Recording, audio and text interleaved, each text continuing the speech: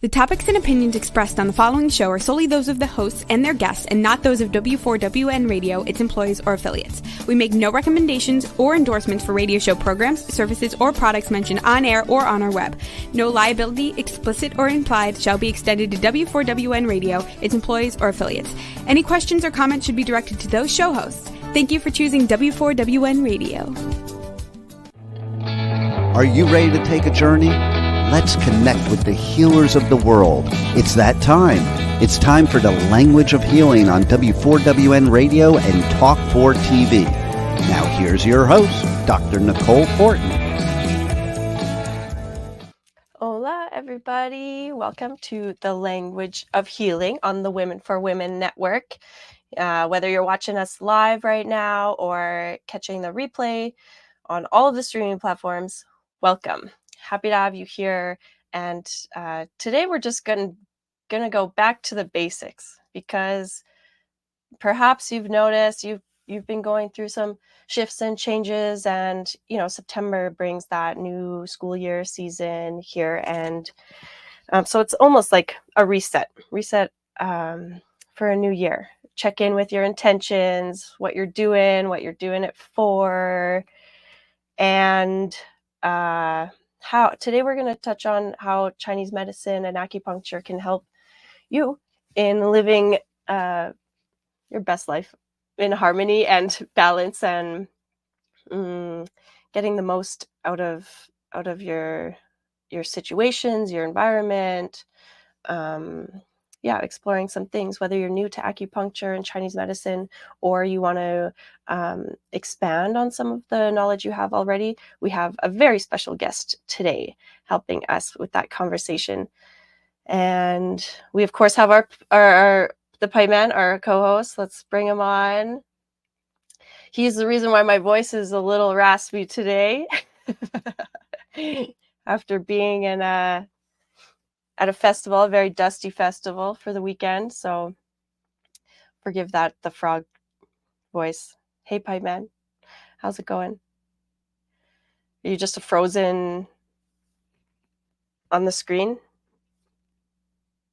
I can't see you. What's happening? How about Stephanie? Let's bring on Dr. Stephanie Yip. And hello. Hello. Hello.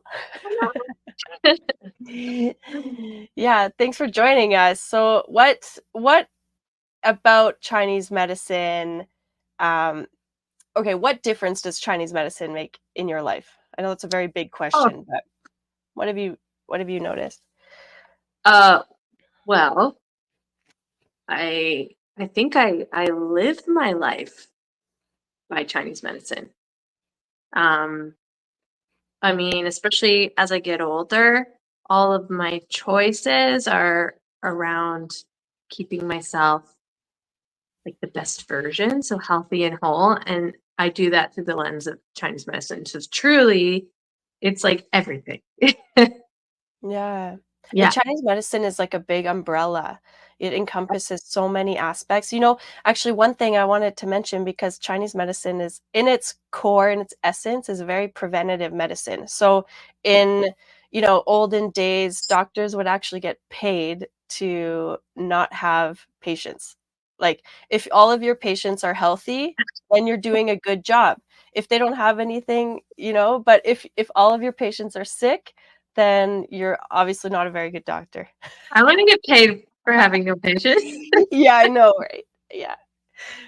Let's bring those days back. Yeah, no, but I think it took me a minute to start living by how Chinese medicine was originally intended, which is, like you said, longevity and maintenance of health. But that's what I do now. So even if it's psycho-emotionally, like this season, it can be tough for people. It's a long season. There's a lot of grief and letting go and transitioning from, summer to winter, which is like death. And so seeing that psycho-emotional aspect, if I'm feeling anything more so than I normally would, I sort of try to track it and correct that imbalance if there is some. So yeah, it's totally all encompassing, and yeah, love it. Mm-hmm. Okay, we have our co-host back here. Are you with Guess us who now? made it? Yeah, guess who made it? There were internet issues just in time. You came on, Okay. and I had internet issues, so I don't know how that's Oh, related, but it happened. Mhm. But here I am.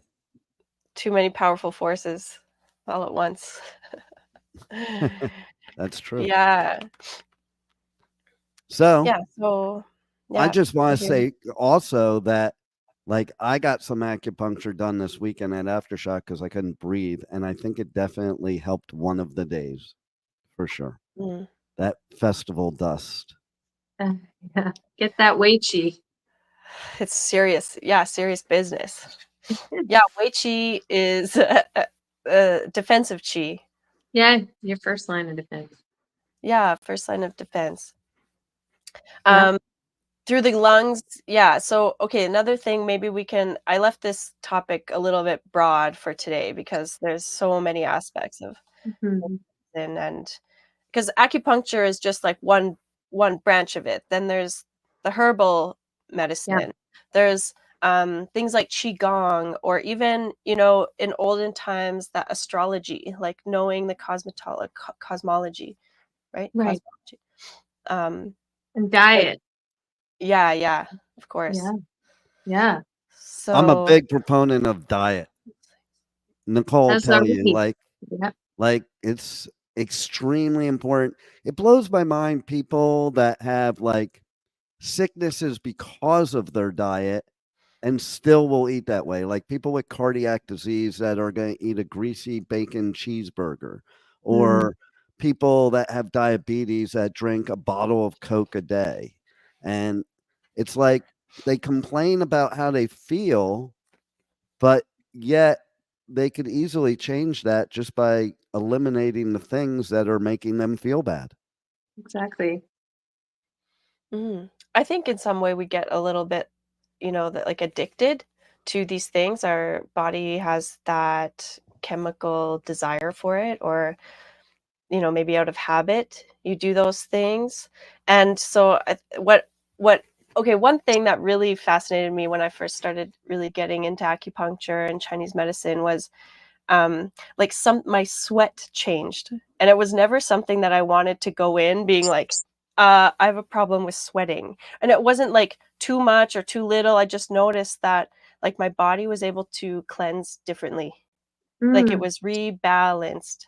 So I mhm, think that there's subtle shifts that happen when you do get regular treatment, because you're restoring this natural balance. So I think if we were coming from a very balanced foundational level, we might crave foods that are better for us, you mhm. know? Well, and I'm I not agree with you.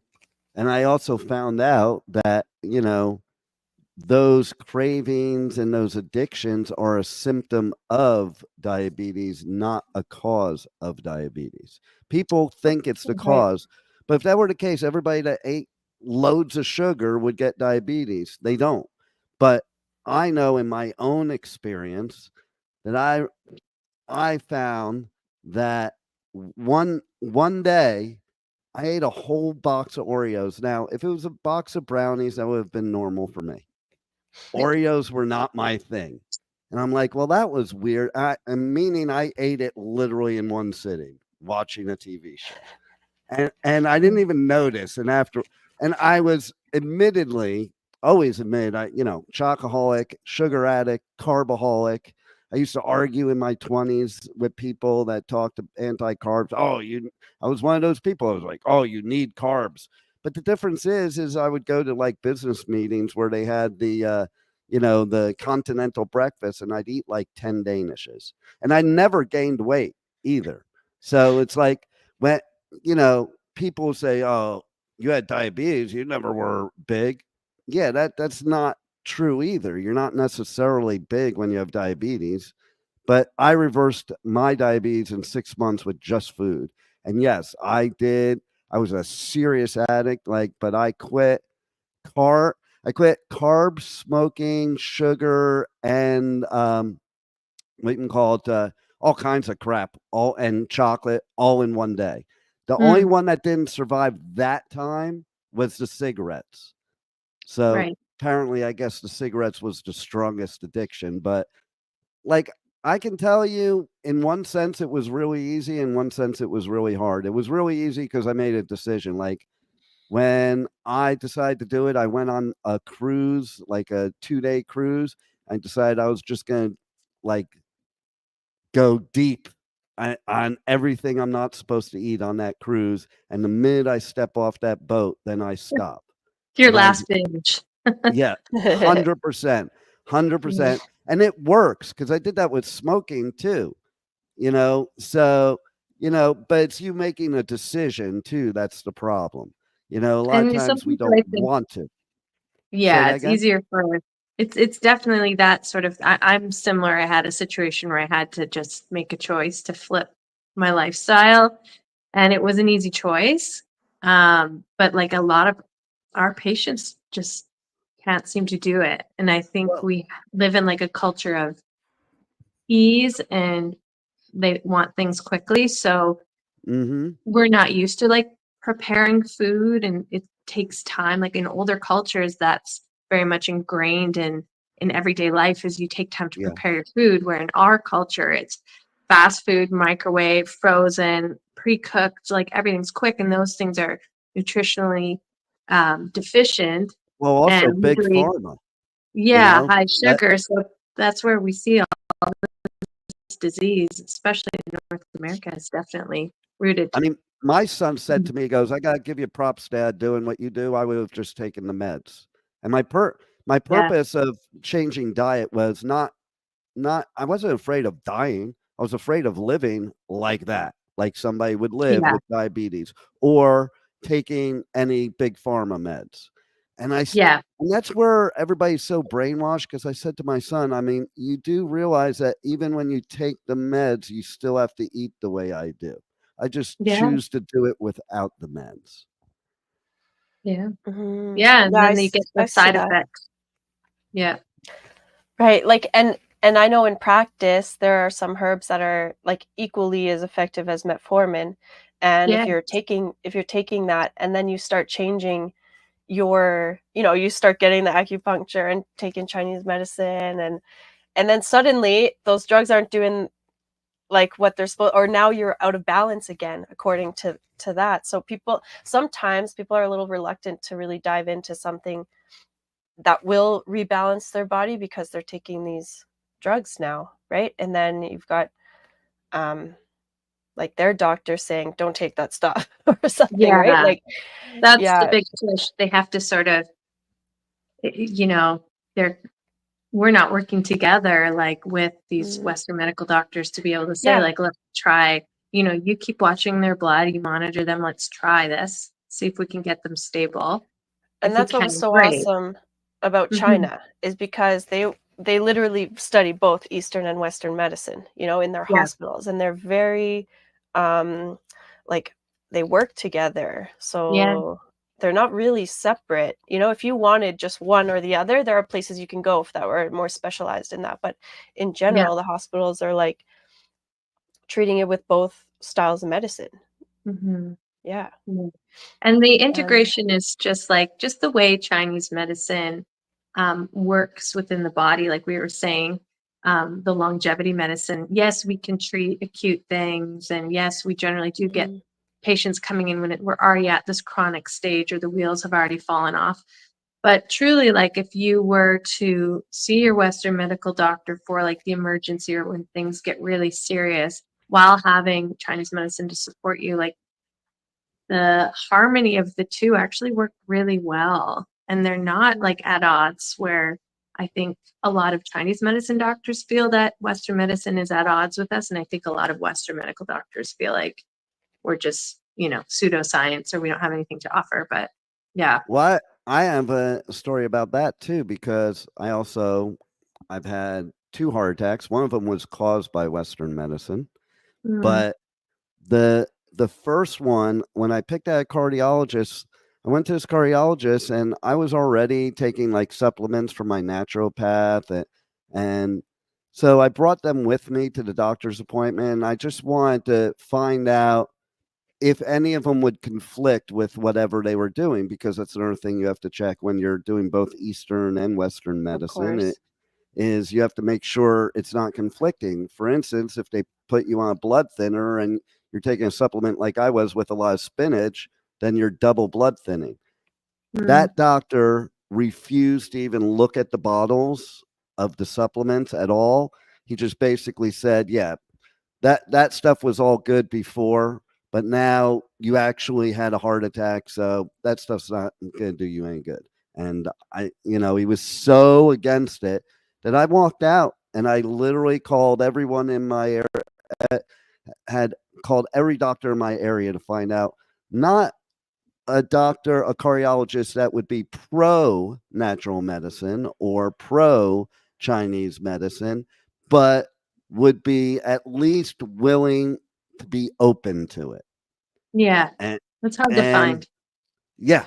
Yeah, And because it's a so, lot of information too. Like you have to really know your stuff. I mean, to really study like the herbal medicine or pharmacology, like that's and the interactions and Oh, and they don't yes. teach that. I was pre-med in college, and they do not teach in any way, shape, or form that type of stuff. They don't even teach about prescriptions. They do like an hour of prescriptions and an hour of nutrition in the whole 8 years of college. So, they don't really know. And that's what was cool about my cardiologist, because I brought stuff in and he read everything, and the things he knew, he would say, yeah, this is okay. No, you might want to lay off this for a little while.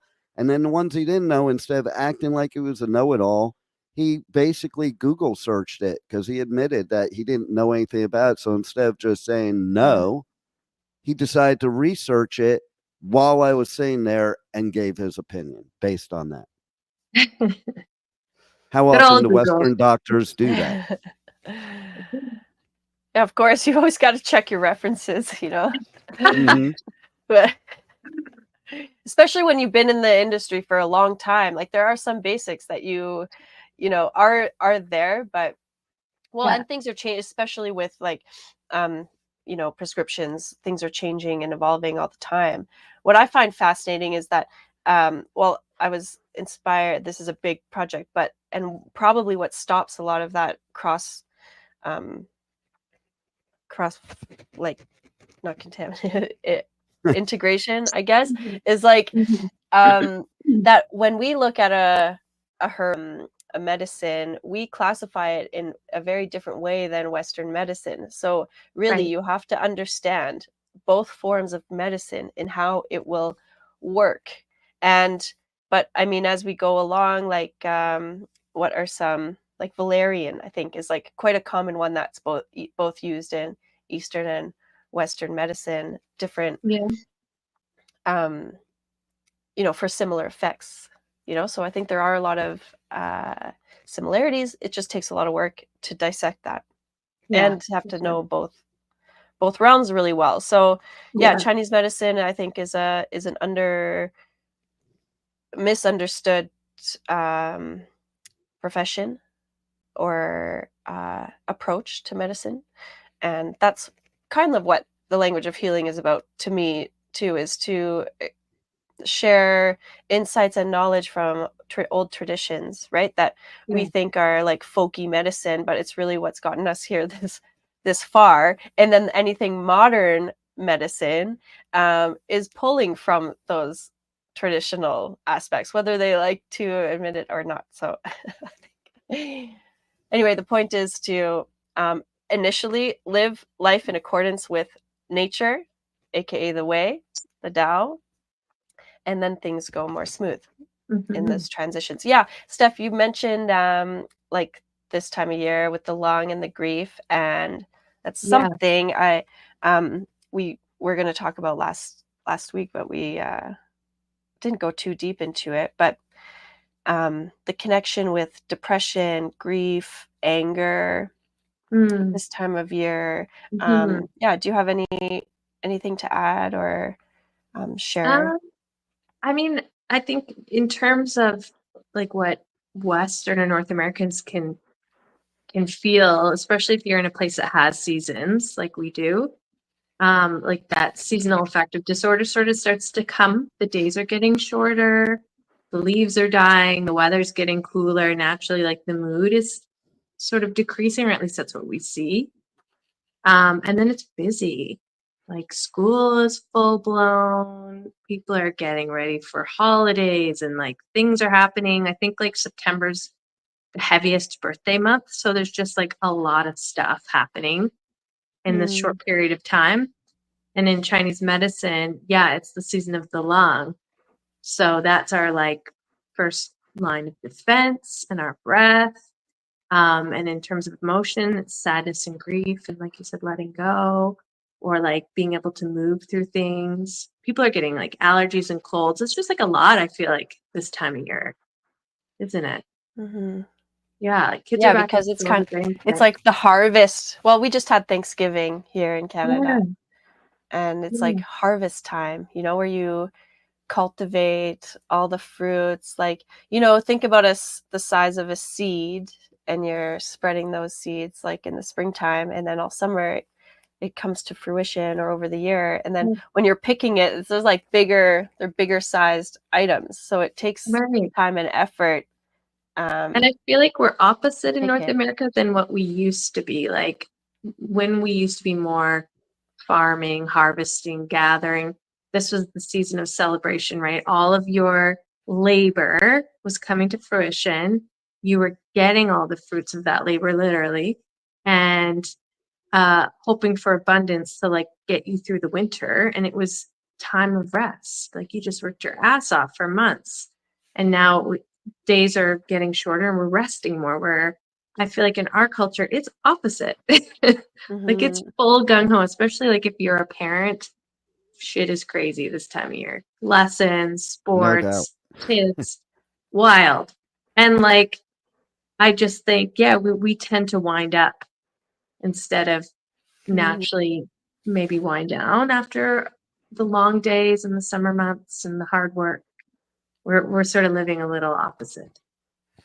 Yeah, I've always felt that too. Like that Yeah. summer holidays quote should be like in the winter, because that's when we should Yeah. be resting. And, but there's so many social engagements, events, activities. Constant. Yeah. It's so then of course that depletes the natural like state, Yeah. because we're Yeah. just And then always pushing it. we are. And that just like the energy of the season, like we said, like the grief and the sadness and maybe an inability to clear things out. And so we get sick, we get tired, we get sad, no sunshine.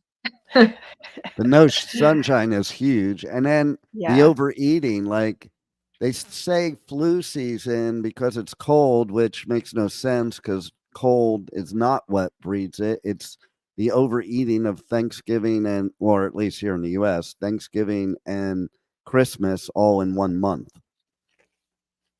Right. Yeah. And and in Chinese medicine, and indulgence. especially where we live in Alberta, it's very dry here. The lungs don't like dryness. So that inability to like manage your body's fluids kind of go down. We're more susceptible to things. I think that's why we tend to get sick here, especially, and we're not getting the vitamin D, and you're not supplementing, and you're really not getting the vitamin D.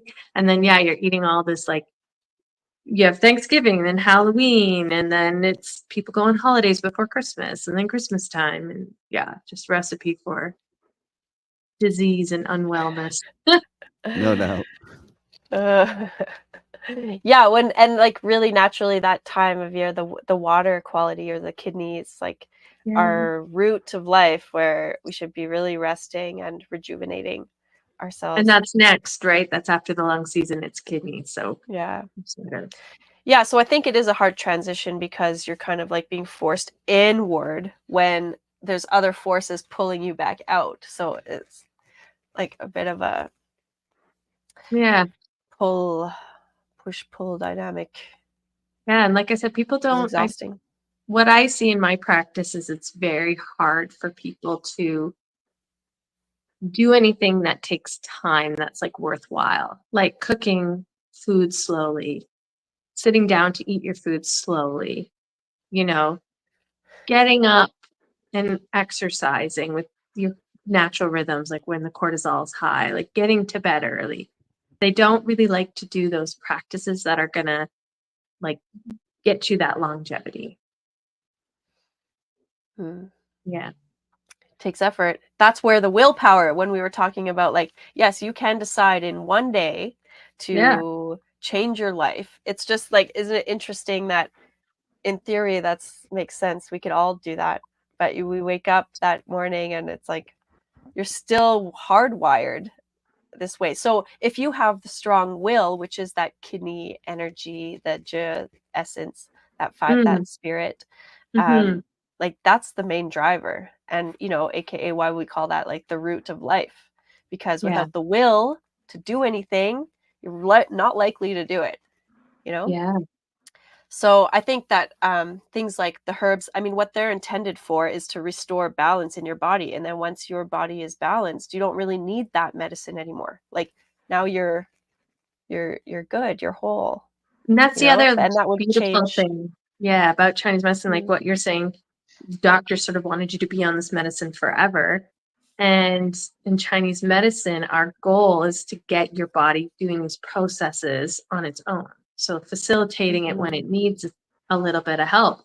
But eventually, with proper diet, lifestyle, routine, things that are going to lend to like a robust body, you don't need herbs and medicine and all this Well, stuff. and think about it too. Okay. So, like my naturopath, she just basically said, we're going to rebuild every cell in your pancreas. And Yeah. what the drugs do is they make sure your pancreas does not work properly. So it always needs the drugs. It becomes addicted to the drugs. And, I think the fact of the matter is that, yeah, I mean, if you treat the source instead of the symptom, and if you rebuild, then yes, after a while, you don't need the supplements. I think the supplements are something to get you through that stage to that point. Right. Mm-hmm. And we've done so much damage to our bodies through many years. Like everybody, they want to just take a pill and everything's fixed, that they took 5, 10, 20, 40 years to destroy their body, and they want it to be fixed in one day. And That's that unfortunately, fast it food doesn't happen. mentality again. Yep. It doesn't happen that Yeah. way ever. I think You that's know? probably my biggest frustration as a Chinese medicine practitioner is trying to change a mindset of a North American person who lives like that, who just wants a pill to make it better. They don't Yeah. want to do the work. They don't want to take the time, and they don't want to recognize that it took them 20, 30, whatever, how many ever years to get sick. It's probably like my biggest, that in my practice, I have a lot of discussions about expectations, because it's like you have to have realistic expectations. We can't Yeah. fix 15 years of disease in 5 treatments because that's how much your benefits cover. Like, this ain't going to happen. You need to have some investment of time and, unfortunately, money to get you better. And food has to become medicine and not, Yeah. just joy. It's got to be medicine. Mhm. And all of those poor lifestyle choices have to flip. But most people are just not willing to. They unfortunately are okay being sick, or they're okay being Well, okay. they're Just okay. also programmed by these insurance companies because they'll spend loads of money causing disease in their body, but they don't want to Yeah. spend any money to heal it because, hey, I have insurance. Insurance And then, company will pay for it. right. Yeah. And I think even in Canada, we're a little bit um our mindset skewed because we don't pay for healthcare here. Right. We're able to go see the doctor without a bill. We don't have to pay for like very expensive insurance every month to like get us through. So then when we do have to pay out of pocket, it's like we can't fathom it. Right. Whereas I think in other places, people are willing to pay for their holistic practitioners, because the other side of it is they're paying for expensive diabetes money, insulin, and Yeah. other medicines and stuff like that. Totally. Yeah. It's And unfortunate. I also want to say with the acupuncture, I can't tell you how many people I've known that they're like, well, I tried it and it didn't work.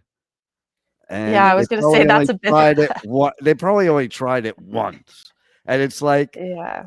That's like saying I only took one antibiotic and I didn't take the rest of the bottle and it didn't work. That would Yeah. be the only way you could get through to those people because And I it's think the the same onus thing. of that is on us as practitioners, as Chinese medicine practitioners, is really educating our patients. Like Yeah. I said, like in my practice during the consult, we have these discussions of how Chinese medicine works. What are realistic expectations and what aren't? Like, commit to a certain amount of treatments and then we'll reassess. Because, yeah, you go in there, you're like, I've had diarrhea for, 15 years and all these things. And then you're like, okay, I did my one treatment for 25 minutes and I went home and I ate 4 pints of ice cream and I had diarrhea and I don't understand. It doesn't work. Chinese medicine doesn't work. Okay, Dr. Yip, how about we share some tips around diet from a Chinese medicine perspective, because there are some Okay. real gems there that are, Yeah. I've noticed, are ingrained. They're just like inherently passed down and known in some cultures, and then Yeah. the West here, it's like we don't know what we're doing. Even if someone No. wants to shift and change, it's like, Opposite. where do you even begin? Yeah. You know? I would But there say are some real basics, so let's hear some. yeah. I would say my number one thing I tell people that is just universal is cook your damn food. Stop eating things cold and raw. Cook your food, especially in the morning. You cannot throw cold water in a pot and act like it's going to cook. You gotta warm your digestive tract, whether it's through broths or like lemon and honey or cooked eggs, just anything that's warm and nourishing, easy to digest. That would be like my number one recommendation. If you just did that, you would see, and whole foods. So yeah, you can't have a warm pizza pocket and expect to feel good. But like, Oh, but I why mean, not? What? Especially at like How about 12:30 at if I night? warm my lava cake? Will that work? no, cooked whole foods. If you can do it organic, do it organic. I know that's not always feasible for people, but yeah, warming, easy to digest foods. This time of year where we live, it's squash, pumpkin, like, those root vegetables, apples, pears, like really yummy things that are easy to digest. They're bioavailable and our bodies will like us for it. That's probably my like number one tip that I tell all patients across the board. Hey, we Yeah, and got I a would. comment from somebody. I don't know if Oh, either one of you know this person, I didn't but see this. yeah, so I'll show it to you. Oh, hey, Daryl. It's Hey, ladies. Daryl. How you doing? Oh, Daryl, thanks for watching. You're the best. That's awesome. Hilarious. Yeah, that's cool. That's cool. Did you tell him we were coming on today? No, I didn't. No. Okay, awesome. Or Shout I out to did. I guess Daryl. I don't remember. Maybe I did like last week or the week before, but I don't think Yeah. One thing I wanted to add to that, the raw, like eating cooked foods, the reason behind that, Yeah. especially if you're someone who is tired or low energy and already maybe weak in that digestive system, is because if you eat something that's cold, like ice water, it's probably one of my like Or top pet smoothie, peeves. which is really Or common, smoothies, right? and like, yeah, In the honestly, ice morning, cream is the worst thing in the morning. it's the Yeah. yin killer, isn't it? Well, yeah, because if you think about it, you're gonna put in something that's colder than your body temperature. So when the body takes that in, now it has to use energy to first warm it up. And Yeah. then now it needs energy to digest that. And then it Yeah. needs energy to transport it through your cells, through your Right. system.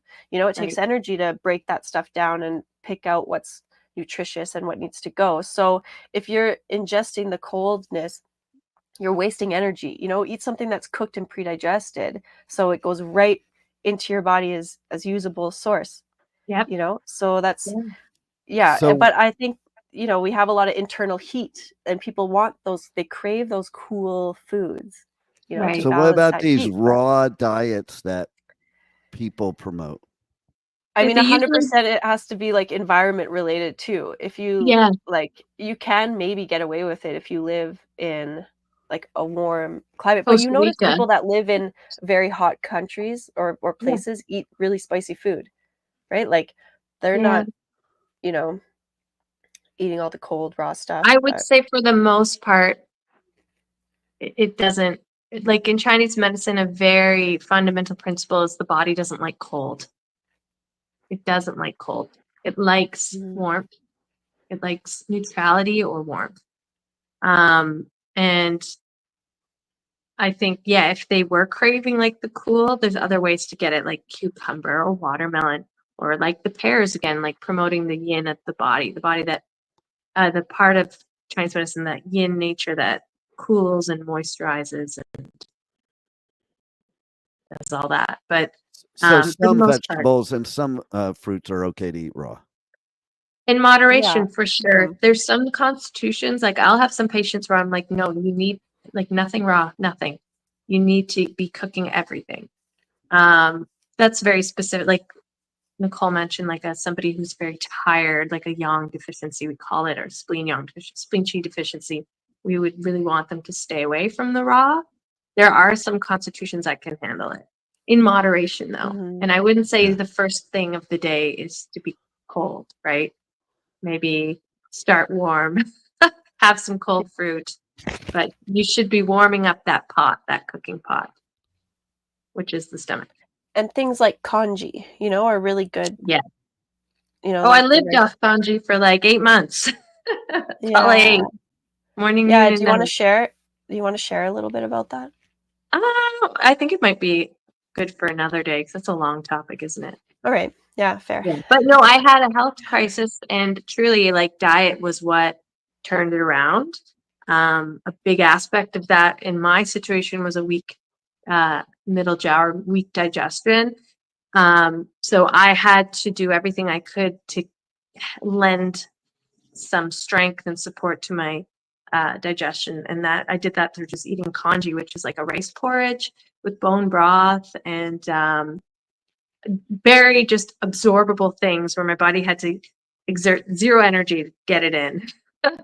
But yeah, I lived off that for like 8 months. It was I still love it. Hmm. Yeah, it's very restorative. Yeah. Yeah, I'm reminded this one thing I love sharing with people in an attempt to better understand how your digestive system works or what happens when you take in food, and the idea behind like Chinese medicine can be very metaphorical, but we have this concept of like the 3 burners. So in your Mm, torso, you have 3 different sections. You have the mm, lower, the middle, and the upper. You just mentioned the middle jiao, like middle burner.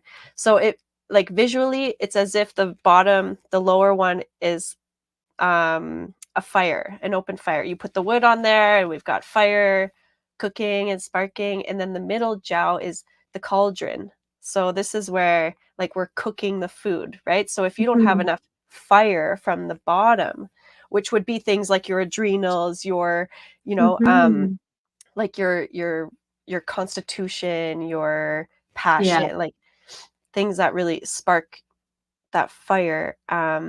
So if you don't have enough fire, you're not really going to cook the food. It's going to be cold. And if Right. there, so ideally it's warm enough to cook the middle.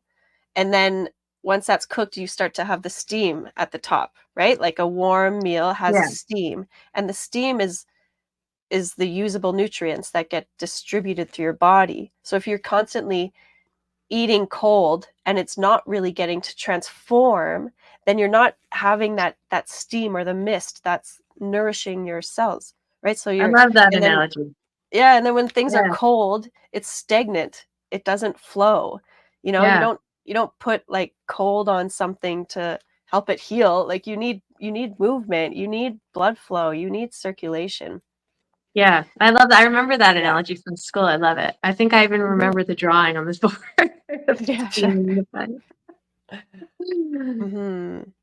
Yeah, no, Yeah, that so it's so no important. cold. Yeah, that was, Yeah, but we're like talking about diet. That's probably, and this time of year too, I really encourage all of my patients to like get into making soups. It takes yeah. time. There's steps, and it's actually really cathartic. If like have your kids or family join you in the kitchen, like chop vegetables together. Everybody has a job, talk. Like this is how we used to live. It was more fellowship and then eat what you made together. And it's funny, if I let my son cook, 9 times out of 10 he's going to eat what he made versus if I make it. Even if it's like the same dish that I've created before, he'll eat more of it if there's just this camaraderie and love when we're all together in the kitchen, like cooking, and especially something like a soup or a stew that takes time. And then you all enjoy it because you all put the time in. And if you're cooking the food yourself, especially as a kid, in your own mind, you're making what you want opposed to what your parents want you to have. Yeah. Yeah. And you're going to eat it. Right. Yeah. And then I don't know, like for herbs at this time of year, what would you suggest? Well, I always think about the triple F formula, the fennel, flaxseed, fenugreek. Just equal portions of it because that helps nourish the lung, like moisten the lung. It's good for your digestive system because the digestive earth element is something very important as we transition and change seasons or change phases of life. It's always good to reground, and it builds your wei qi, your defensive qi, defensive layer. So then it protects you against some factors that may bring you down, get you sick. Probably could have used it in the dusty aftershock, but I didn't do it. Get some Chinese pears. Yeah, pears are very moistening, Yeah. Actually, I saw one of the food booths have I think the fenugreek in it. It was one of those. Yep. And I think that was the one that had in it. That little coffee bar or something. Like astragalus or like Huang Chi too, I think is a pretty good one that everybody can take. Or even just like a ginseng. Oh yeah. For the Zheng Qi, is that what you said? The Huang Chi, like the Huang Chi, astragalus, like just something neutral that's like good for the immune system this time of year, just to kind of give that lung a little bit more help to protect us from all the colds and flus that circulate for all these dirty children. Messy. Yeah, but I mean, what else? I mean, I'm a huge advocate for the diet, the cold, like eating warm cooked foods, especially right now. It's our harvest time. You've got all of the great like squashes and root vegetables and pumpkins, things like that to make stews and and when you're making it yourself, you control what's in there. You can make your own broth, your own stock. These things are really simple, actually. Like they can just kind of stew overnight, even slow cooker. I don't know how many patients that have come to being like, well, I've got either no bowel movement or too loose of a bowel movement after breakfast, and I'm bloated and I have no energy and I feel like crap. And then I'm like, okay, what are you eating? It's like, well, yogurt with like frozen berries on it and some chia seeds and all of my protein shake. And they think it's like healthy and balanced because maybe that's what their nutritionist told them to eat. Yeah. And whatever, they got all their macros and all this garbage, but I'm like, you feel like shit, so it's not working for you. Right. And then people don't even realize that.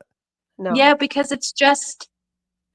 And then there's reluctance to eat some Chinese medicine or something too, right? Like, oh, I'm going to stick with this because this is the fad. My dietitian told me this is what I should eat. Yeah. And meanwhile, what you just mentioned is like all pure sugar. Like, so, and potentially, like a Greek yogurt. Yeah. And they're proud. People are proud when they get food coma. Like, I hear people say it all the time. Like, and I'm like, you do realize that means nothing good. And I just think you better check the Acucoma.